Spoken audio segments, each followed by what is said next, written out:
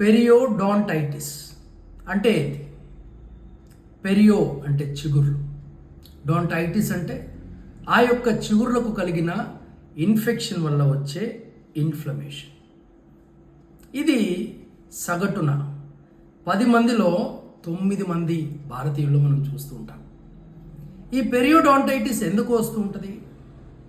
ఈ పెరియోడాంటైటిస్ని ఏ విధంగా మనం గుర్తుపట్టాలి?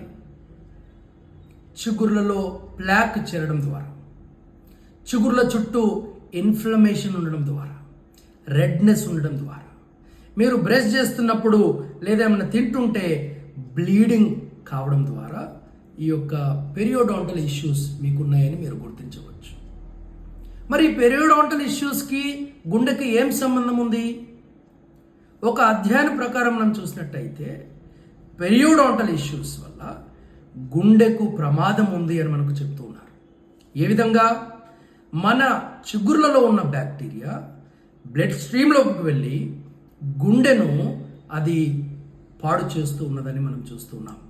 గుండెకు అది భారాన్ని కలిగిస్తూ ఉన్నది, ఇన్ఫెక్షన్ని కలిగిస్తున్నది, ఇన్ఫ్లమేషన్ని కలిగిస్తున్నది అని మనం చూస్తూ ఉన్నాం.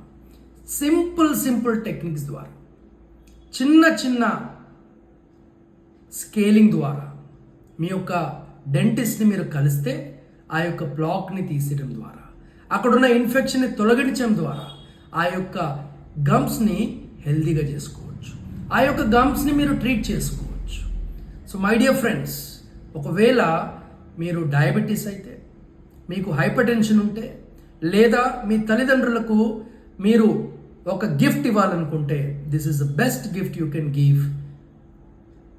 Make an appointment with your dentist. Make a consultation with them. Give a gift of a healthy life and a healthy heart.